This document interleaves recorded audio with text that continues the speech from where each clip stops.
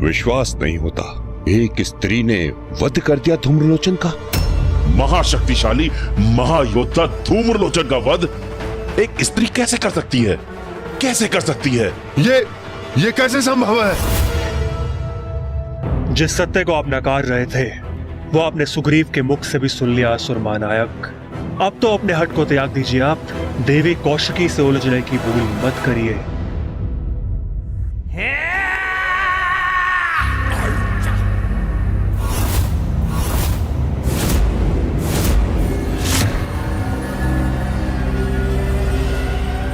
तो तुम ये कहना चाहते हो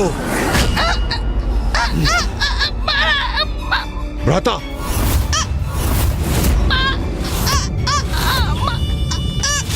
अत्यंत शक्तिशाली महायोद्धा सेनापति धूम्रलोचन का वध एक तुच्छ अबला नारी के हाथों हुआ और तुम मुझे ये समझाने का प्रयास कर रहे हो?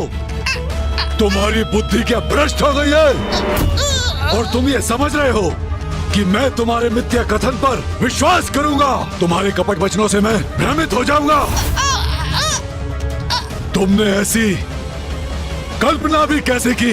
हाँ, मैं सत्य कह रहा हूँ महाराज, वो नारी अवश्य है पर अबला नारी नहीं। प्रचंड शक्तिशाली है, स्वामिनी है वो। उसने आपके लिए भी एक संदेश भेजा है। संदेश? कैसा संदेश? भ्राताशुम, इसे मुक्त कीजिए ताकि हमें ज्ञात हो सके कि क्या संदेश लेकर आया है।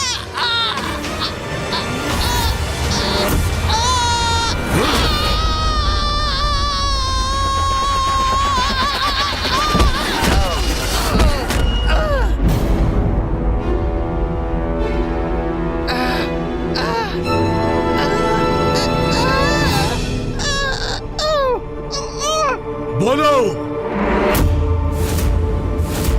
देवी कौशिकी ने आपके प्रस्ताव के उत्तर में ये संदेश भेजा। जाओ और जाकर अपने स्वामी को मेरा संदेश दो कि मैं विवाह उसी योद्धा से करूंगी जो मुझे युद्ध में पराजित करने में सक्षम होगा। यदि तुम्हारे स्वामी में इतना सामर्थ्य है तो यहाँ आकर मुझे पराजित करें और अपनी मुझसे विवाह करने की इच्छा को पूर्ण करें।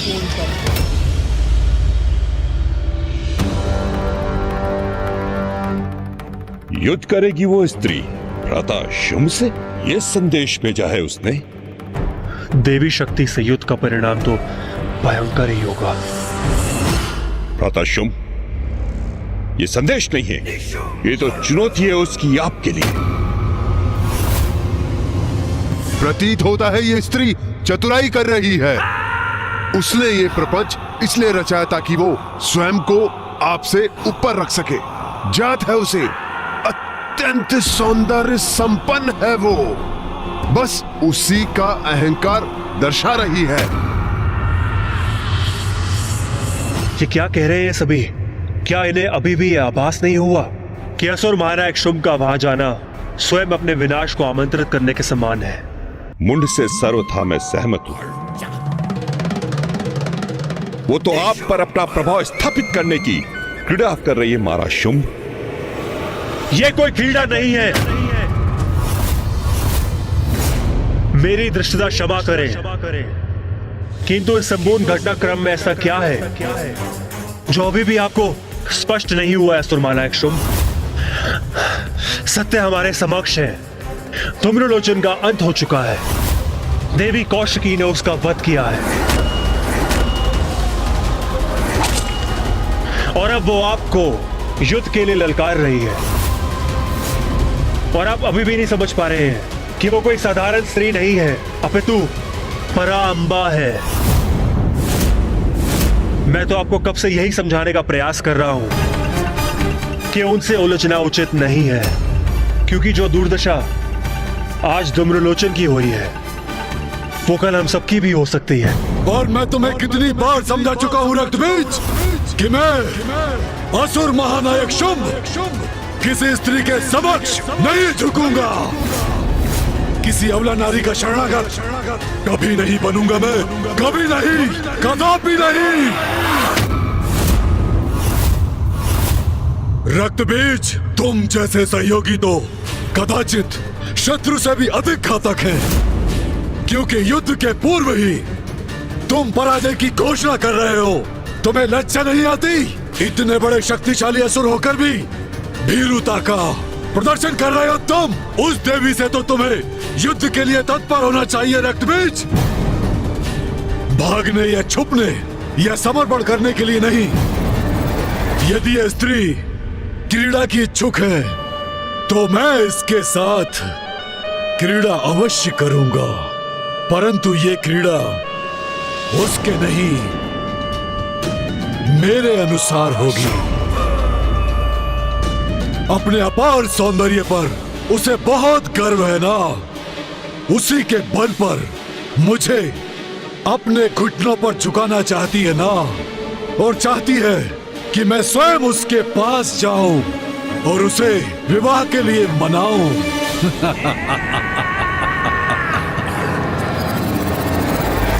मैं मिटा दूंगा उसका गर्व, उसे अपने आदेशों का पालन करना सिखाऊंगा।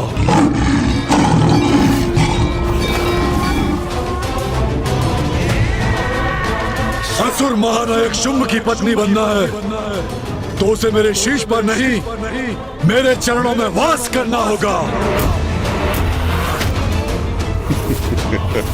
और मैं उससे ये सब कुछ मनवा कर ही रहूंगा। उचित है भैया, सर्वथा उचित है। आपको यही करना चाहिए। चंड मुंड, जी असुर महानायक, आदेश दीजिए। बहुत हुआ प्रस्ताव भेजने का प्रपंच।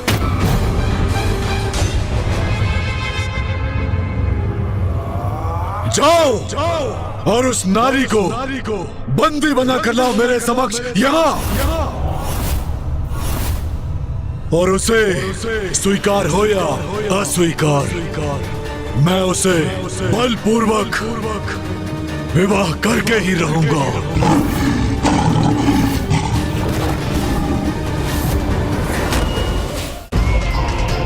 उचित है, सर्वथा उचित है। ये चंड और मुंड की शक्ति के समक्ष कदापि नहीं टिक सकेगी वो। असुर महानायक शुंभ का ये आदेश बहुत अनिष्टकारी सिद्ध हो सकता है। असुर महानायक मात्र बंदी बनाकर लाए उसे, अथवा भ्राता चंड का अर्थ है कि अगर आपको कोई आपत्ति ना हो तो क्यों ना हम उससे धूम्रलोचन के वध का प्रतिशोध भी ले लें। उसकी उद्दंडता के द्वंद स्वरूप उसे थोड़ा प्रताड़ित भी क्यों ना कर ले, फिर तो वो आपकी आज्ञा अवश्य स्वीकार करेगी। चंड मंड, उचित कहा तुम दोनों ने। दंड दो उसे, अवश्य दो, प्रतिशोध भी लो उसे। विनाश की आहट जो सुनकर भी अनसुना कर दे, उससे बड़ा अभागा और कौन हो सकता है। और उससे भी बड़ा अभागा वो है जिसे भविष्य स्पष्ट दिखाई दे रहा है, किंतु वो चाहकर भी उसे परिवर्तित करने में असमर्थ है। अब क्या करूं मैं, कैसे रोकूं असुर महानायक शुंभ को? इस कार्य के लिए मैं तुम्हारे साथ लुरु और महेश पौंड्रक को भेजता हूं। क्या हुआ गणेश? अब अपनी अंतर्दृष्टि से क्या देखा तुम? भैया, अब शुंभ चंड और मुंड को मां पर आक्रमण करने के लिए भेज रहा है। गणेश जी, ये तो बहुत ही उत्तम समाचार है। इसका तो एक ही परिणाम संभव है, माता कौशिकी के हाथों चंड मुंड का संहार। इंद्रदेव का कथन सर्वथा उचित है।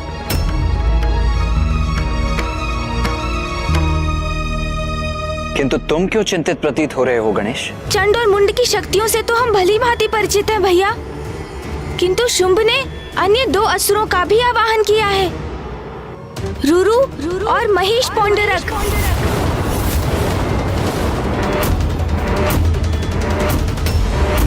अब ये दोनों कौन है? ये तो मुझे भी ज्ञात नहीं है भैया, किंतु शीघ्र ही उन दोनों का भी पूर्ण परिचय ज्ञात कर लूंगा मैं।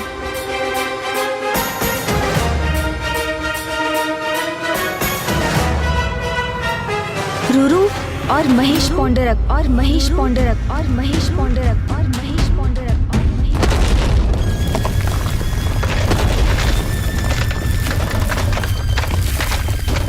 रुरु रुरु रुरु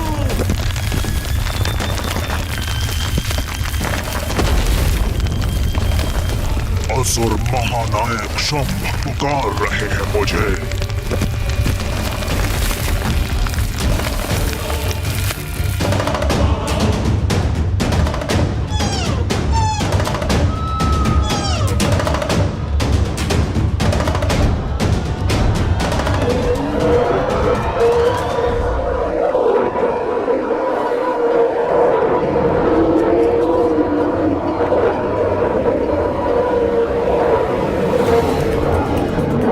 असुर महानायक शंभ, आपने आवाहन किया है मेरा। मैं अति शीघ्र आपके समक्ष प्रस्तुत होऊंगा।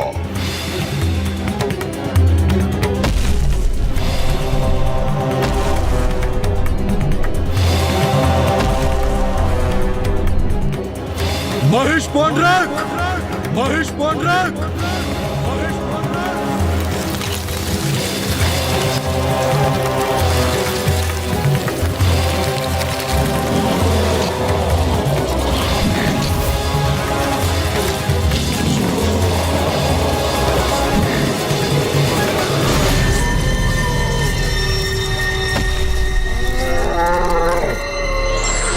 असुर महानायक शंभ, मैं महेश पौंडरक अभी आपकी सेवा में प्रस्तुत होऊंगा।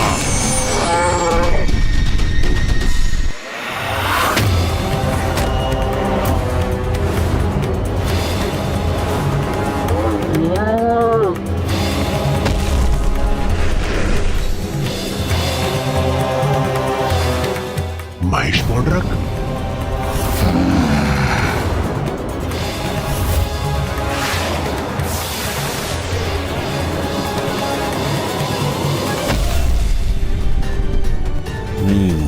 तो ये हैं रूरू और असुर महानायक शंभ, आपने अवश्य किसी विशेष प्रयोजन से हमें यहाँ बुलाया है। कहिए, क्या आदेश है हमारे लिए? एक घमंडी नारी के मान को कुचलना है। मात्र एक नारी से युद्ध हेतु आपने हम दोनों का आवाहन किया। धूम्रलोचन जैसे शक्तिशाली असुर का वध करने वाली नारी असाधारण नहीं हो सकती, कदापि नहीं।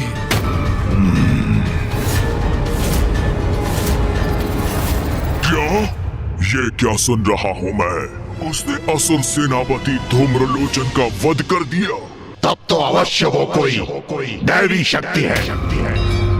हमें उससे युद्ध नहीं करना चाहिए। यही तो मैं भी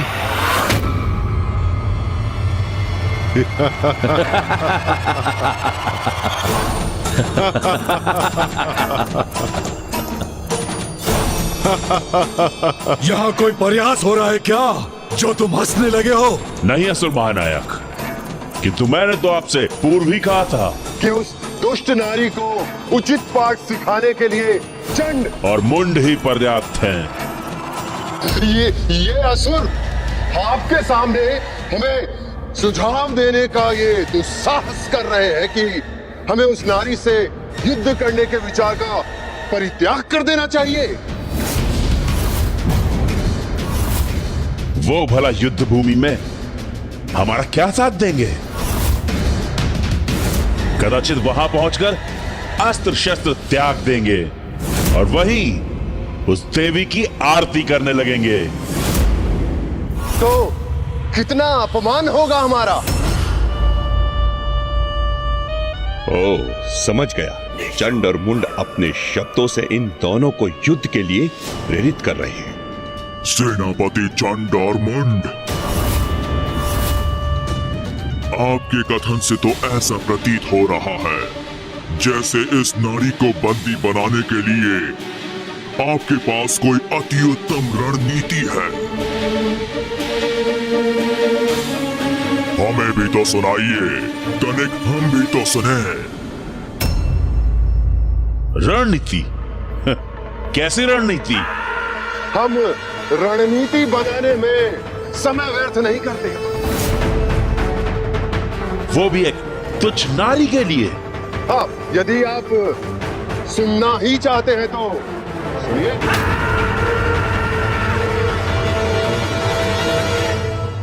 जैसे ही हम उस स्त्री के निकट पहुंचेंगे, हम उसे एक अंतिम चेतावनी देंगे जो उसके लिए समर्पण कर हमारी बंदी बन हमारे साथ आने का अंतिम अवसर होगा।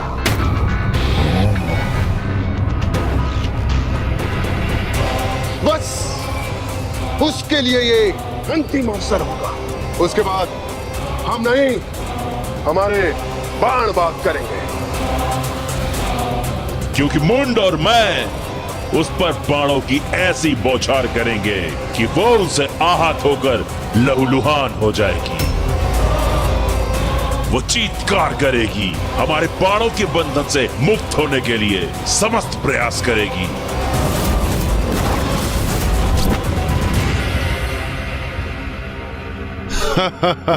अपने कोमल कोमल हाथों से अपने बाणों को हटाने का प्रयत्न करेगी। तब मैं और चंड उस पर अपने विद्युत पाश फेंककर बंदी बना लेंगे।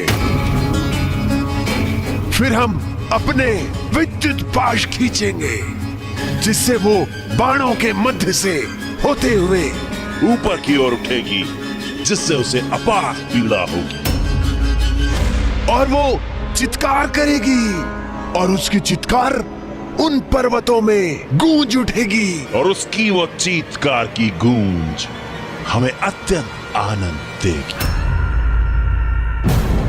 फिर उसे मैं पुनः पृथ्वी पर फेंकूंगा और मैं उसके केश थाम लूंगा। वो रुदन करेगी, सिसकियां भरेगी और तब हम उसके भयभीत आतंकित आंखों में देखकर गर्जना करेंगे और उससे कहेंगे कि देखा तुमने हमारे असुर महानायक शुंभ के प्रस्ताव को अस्वीकार करने का परिणाम।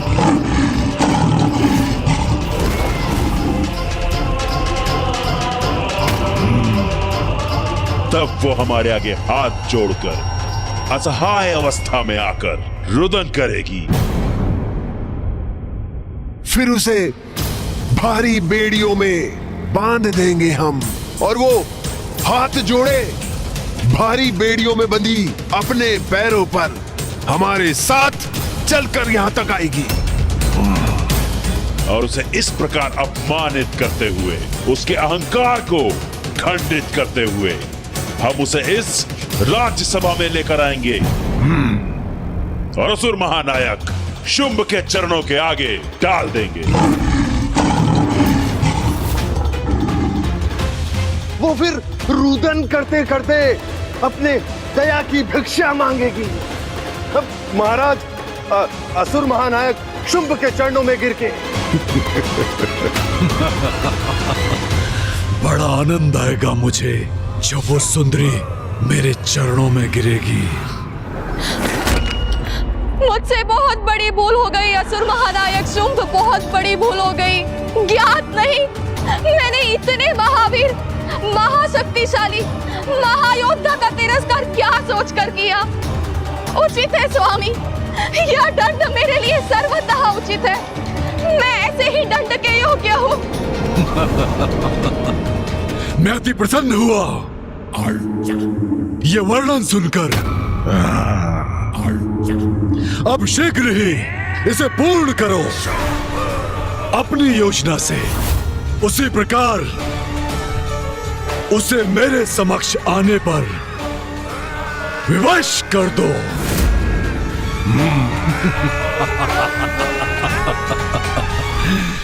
जाओ।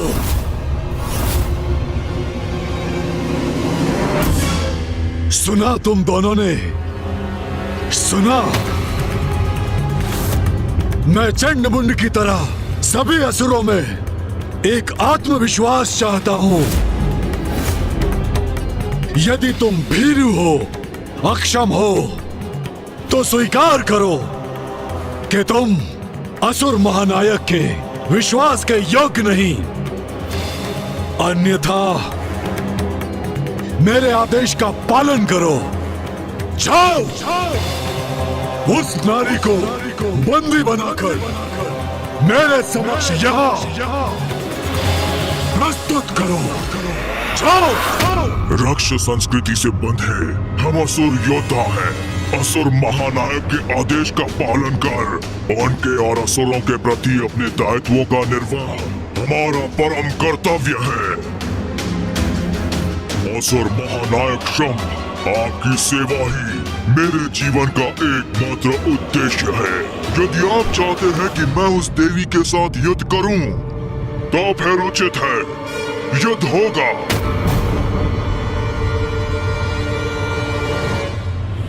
रूरू ने असुर महानायक के प्रति अपनी निष्ठा प्रकट कर दी। मैं ही पीछे रह गया। नहीं, मैं भी भीरू नहीं, यह भी प्रमाणित कर दूंगा। असुर महानायक, मुझे मेरा अधूरा कथन पूर्ण करने दीजिए। यदि उस नारी के पास दैवीय शक्तियां भी हैं, तो मैं क्रीड़ा कर उसे सताऊंगा और तब उसे मैं दंडित करूंगा, यदि आपकी अनुमति हो तो। अर्थात हमारे विचारों और उद्देश्य दोनों में समानता है। हाँ, तो फिर शुभ कार्य में विलंब क्यों? चलिए।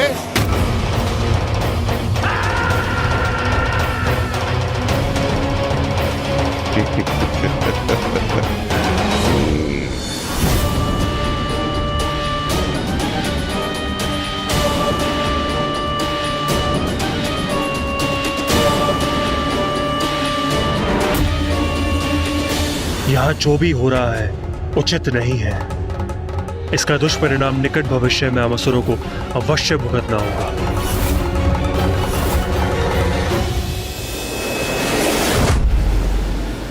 कितना मूर्ख है ये शुंभ। रक्त बीज रूरू महिष पौंड्रक ने उसे समझाने की कितनी चेष्टा की, किंतु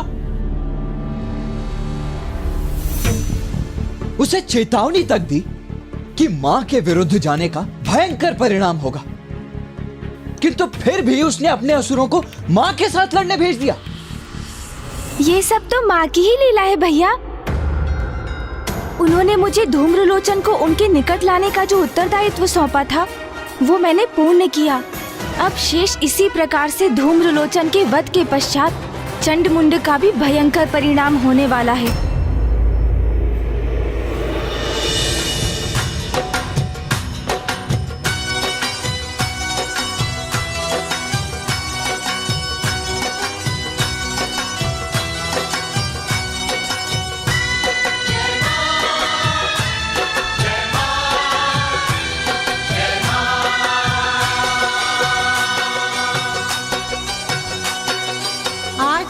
जगराता माता, आज तेरा जगराता, आज तेरा जगराता माता, आज तेरा जगराता। जगमग करती पावन ज्योति, हर कोई शीश झुकाता। माता माता माता माता माता माता माता माता, आज तेरा जगराता माता, आज तेरा जगराता।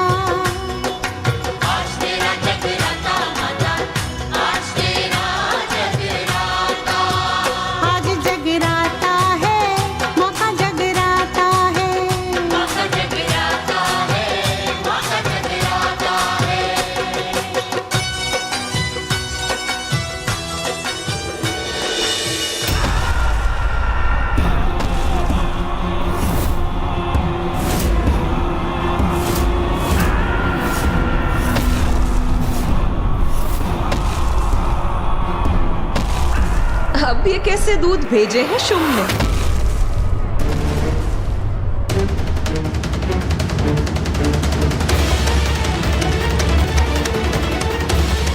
ऐसा अद्भुत सौंदर्य, ऐसी दिव्य अनुपम कांति, जो पूर्व में हमने कभी नहीं देखा। क्या हुआ? ऐसे स्तब्ध रहकर मुझे टुकुर टुकुर देखने के लिए तो तुम्हारे स्वामी महानायक ने तुम्हें यहाँ नहीं भेजा होगा ना? तुम वास्तव में बहुत अहंकारी हो। तो हमने जो तुम्हारा आकलन किया था वो सर्वथा उचित है। तुम्हारे द्वारा मेरे आकलन अथवा किसी अन्य के व्यर्थ संवाद में मुझे कोई रुचि नहीं। मैंने तुम्हारे स्वामी के लिए एक संदेश भेजा, अवश्य उसी का उत्तर लेकर आए होगे तुम यहाँ।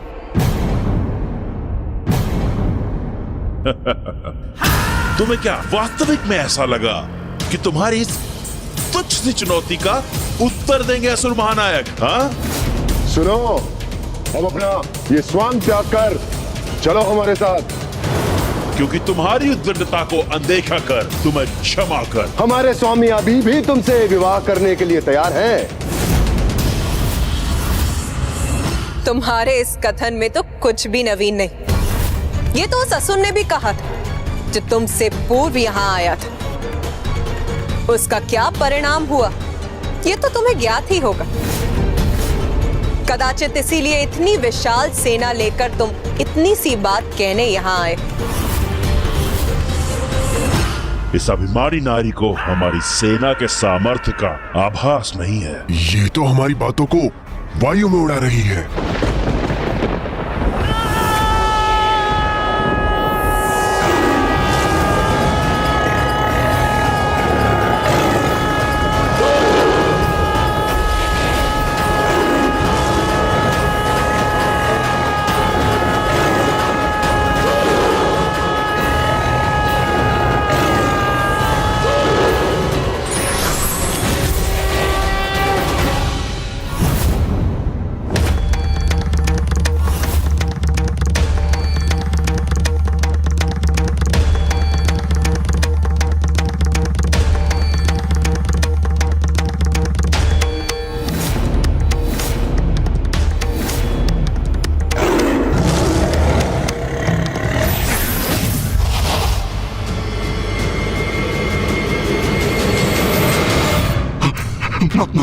माता कौशिकी,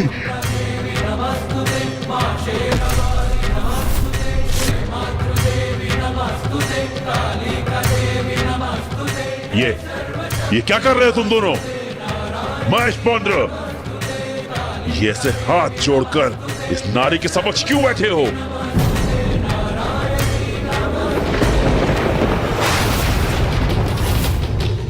आपने हमें यह तो बताया ही नहीं कि जिनसे हम युद्ध करने यहाँ आए हैं वो और कोई नहीं, स्वयं जगत जननी माता कौशिकी है। नहीं बताया तो क्या हुआ? नाम में क्या रखा है? शत्रु का नाम तो कुछ भी हो सकता है। ऐसा मत कहिए, वो कुपित हो जाएंगी, क्योंकि उनके प्रति बहुत ही दृढ़तापूर्ण है आपके ये वचन।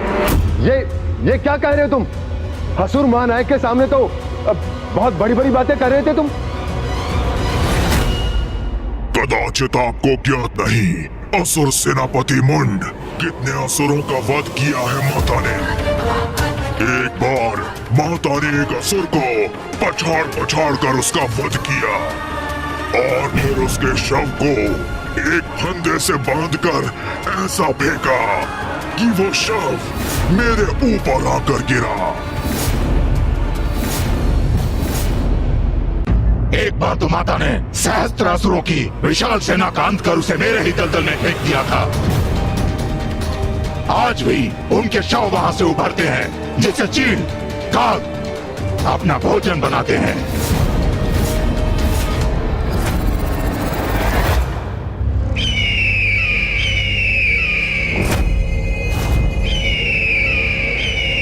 अरे, इन्होंने नाम लिया नहीं और ये प्रस्तुत हो गए। ऐसी सुंदरी इतनी भयंकर कैसे हो सकती है? किंतु आकाश में इन गिद्धों और चीलों के अवतरित होने का और क्या अर्थ समझूं मैं? ये तो अत्यंत शक्तिशाली प्रतीत होती है। तभी तो रुरु और महेश पौंड्रक भयभीत दिखाई दे रहे हैं। कदाचित लौटना चाहिए हमें यहाँ से, तभी हम सुरक्षित रहेंगे।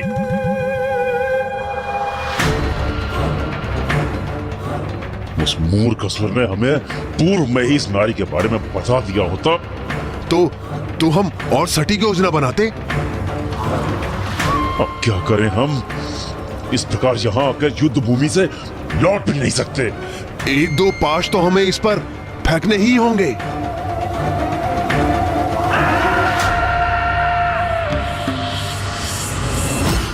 इसके महिमा मंडल से हम भयभीत नहीं होंगे। जो भी है ये है तो एक नारी ही ना। और हम बलशाली असुर सेनापति चंड और मुंड। हाँ, इसीलिए निशंक होकर अपनी योजना को क्रियान्वित करेंगे। हम सबसे पहले अपने बाणों का वार करेंगे। हम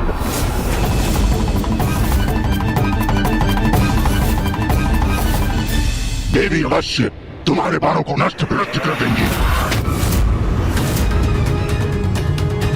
ये इतने विश्वास से कह रहा है तो क्या ये सत्य है? क्या ये वास्तव में हमारे बाणों को नष्ट कर देगी?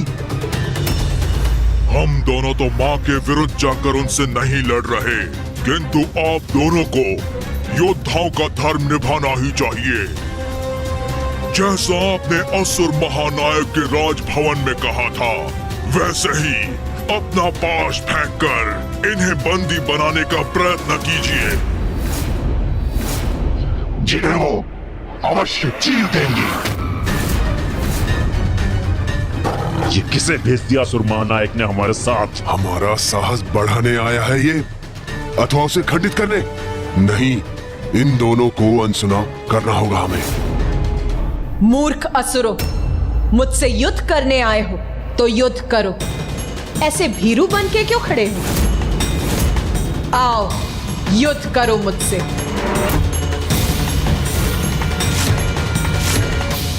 शक्तिशाली हैं हम, वरदानी शक्तियां प्राप्त हैं हमें। और ये मात्र एक नारी। इसे तो हम अपने वश में कर सकते हैं। इसने उन असुरों को पराजित किया होगा जो बल में हमसे कम होंगे। हाँ, हम तो अति बलशाली असुर चंड और मुंड हैं। असुर सैनिकों, यही है वो अहंकारी नारी जिसने हमारे असुर सेनापति धूम्रलोचन का वध किया था। यही है वो नारी जो बार बार हमारे असुर महानायक का अपमान करती है। जाओ सैनिकों, जाकर अपनी शक्ति का परिचय दो, उचित पाठ पढ़ाओ और खींच के लाओ इसे हमारे कदमों में। जाओ सैनिकों।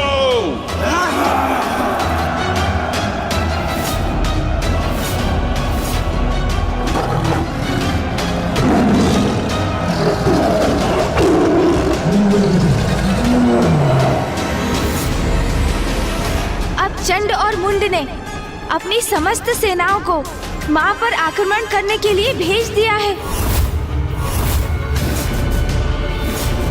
कितने भीरू हैं ये दोनों!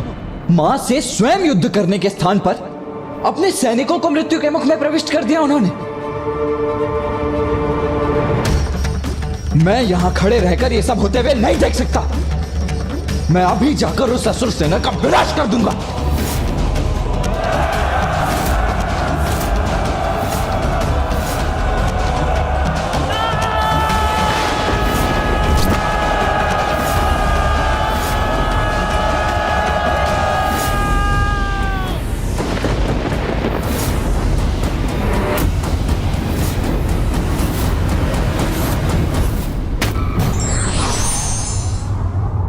समय रहते यदि कोई वास्तविकता को नहीं स्वीकारे तो उसकी पराजय निश्चित है।